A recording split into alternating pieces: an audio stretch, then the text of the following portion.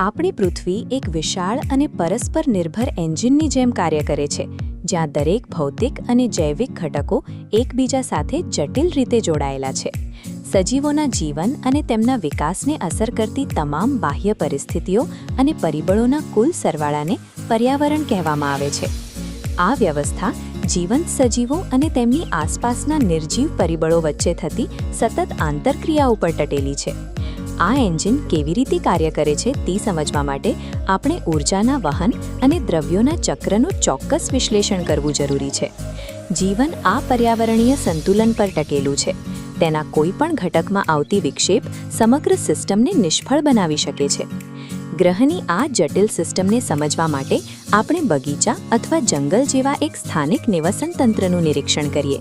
અહીં રહેલા બધા જ સજીવો અને તેમની સાથે સંકળાયેલા ભૌતિક પર્યાવરણ વચ્ચેની આંતરક્રિયાથી બનતા તંત્રને નિવસન તંત્ર કહેવામાં આવે છે. આ નિવસન તંત્ર બે સ્પષ્ટ ભાગમાં વહેંચાયેલું છે.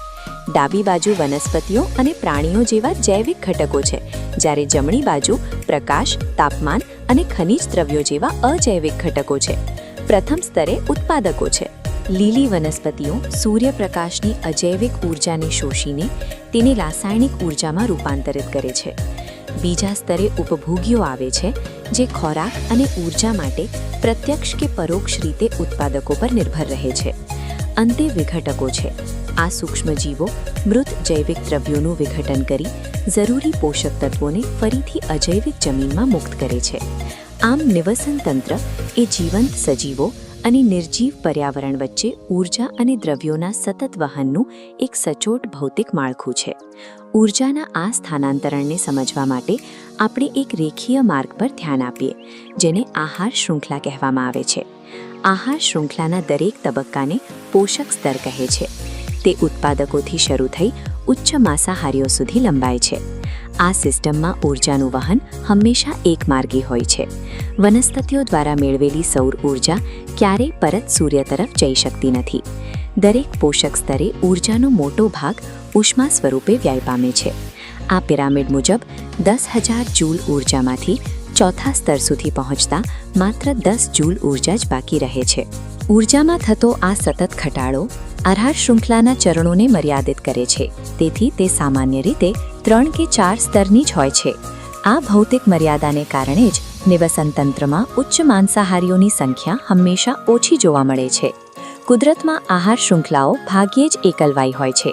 એક સજીવ અનેક સજીવોનો ખોરાક બની શકે છે, જ્યારે અનેક આહાર શૃંખલાઓ પરસ્પર જોડાઈને શાખાયુક્ત જાળી જેવી રચના બનાવે છે, ત્યારે તેને આહાર જાળ કહેવામાં આવે છે. જ્યારે મનુષ્ય ખેતીમાં જંતુનાશકો જેવા જૈવ અવિઘટનીય રસાયણો ઉમેરે છે, ત્યારે આ કુદરતી જાળમાં એક જોખમી વિક્ષેપ ઊભો થાય છે. ઊર્જાથી વિપરીત આ રસાયણો ઉષ્મા બનીને વ્યય પામતા નથી. તેઓ નિવસન તંત્રના પાયામાં પ્રવેશીને સજીવોના કોષોમાં સ્થિર રહે છે. જેમ જેમ આપણે પોષક સ્તરોમાં ઉપર જઈએ છીએ, તેમ તેમ આ રસાયણોની સાંદ્રતા ક્રમશઃ વધતી જાય છે. પરિણામે આહાર શૃંખલાના સર્વોચ્ચ સ્તરે રહેલા સજીવો અને મનુષ્યોના શરીરમાં આ ઝેરી દ્રસંગ્રહની ઘટનાને જૈવિક વિશાલન કહે છે. ઊર્જા દરેક સ્તરે ઘટતી જાય છે, પરંતુ આ રસાયણો સંચિત થતા જાય છે, જે આહાર શૃંખલાના ટોચના સ્થાનને શક્તિને બદલે સંકેન્દ્રિત ઝેરનું કેન્દ્ર બનાવી દે છે. જમીન પરના નિવસન તંત્રોની સુરક્ષા પૃથ્વીના વાતાવરણના ઉપલા સ્તરો પર પણ નિર્ભર છે. વાતાવરણના સ્ટ્રેટોસ્ફિયર સ્તરમાં ઓઝોન સ્તર આવેલું છે, જે પૃથ્વી પરના તમામ સજીવો માટે ગાળક તરીકે કાર્ય કરે છે. ઉચ્ચ ઊર્જાવાળા પારજાંબલી વિકિરણો ઓક્સિજનના અણુઓનું વિઘટન કરીને મુક્ત ઓક્સિજન પરમાણુ બનાવે છે. આ મુક્ત પરમાણુ ઓક્સિજનના અન્ય અણુ સાથે જોડાઈને ઓઝોન એટલે કે O3 બનાવે છે. આ ઓઝોન સ્તર સૂર્યમાંથી આવતા હાનિકારક યુવી વિકિરણોને શોષી લે છે, જેના વગર પૃથ્વી પરના જૈવિક નેટવર્ક ટકી શકતા નથી. પૃથ્વી પરના જીવનની સાતત્યતા સ્ટ્રેટોસ્ફિયરમાં ચાલતી આ સતત રાસાયણિક પ્રતિક્રિયા પર નિર્ભર છે. વાતાવરણીય સુરક્ષાની સાથે આપણે આપણી દૈનિક પ્રવૃત્તિઓથી ઉત્પન્ન થતા કચરાના વ્યવસ્થાપન પર ધ્યાન આપવું પણ અનિવાર્ય છે. કચરાનું વિભાજન એ આધારે થાય છે કે સૂક્ષ્મજીવો તે દ્રવ્યોનું વિઘટન કરી શકે છે કે નહીં.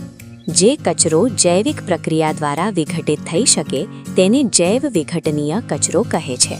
તે ફરીથી નિવસન તંત્રના ચક્રનો ભાગ બની જાય છે. તેનાથી વિપરીત પ્લાસ્ટિક અને કાચ જેવા દ્રવ્યો જૈવ અવિઘટનીય છે. તેઓ પર્યાવરણમાં લાંબા સમય સુધી જમા રહીને પ્રદૂષણ અને જૈવિક વિશાલનનું કારણ બને છે. નિવસન તંત્રના તમામ ઘટકો એકબીજા સાથે અભિન્ન રીતે જોડાયેલા છે. ઊર્જાનું વહન, ઓઝોન સ્તરની સુરક્ષા અને કચરાનું પ્રબંધન, આ બધું જ મળીને પૃથ્વી પરના જીવનનું સંતુલન જાળવે છે. પર્યાવરણની આ સિસ્ટમનું રક્ષણ કરવું એ માત્ર નૈતિક ફરજ નથી, પરંતુ માનવજાતના અસ્તિત્વ માટેની પ્રાથમિક શરત છે.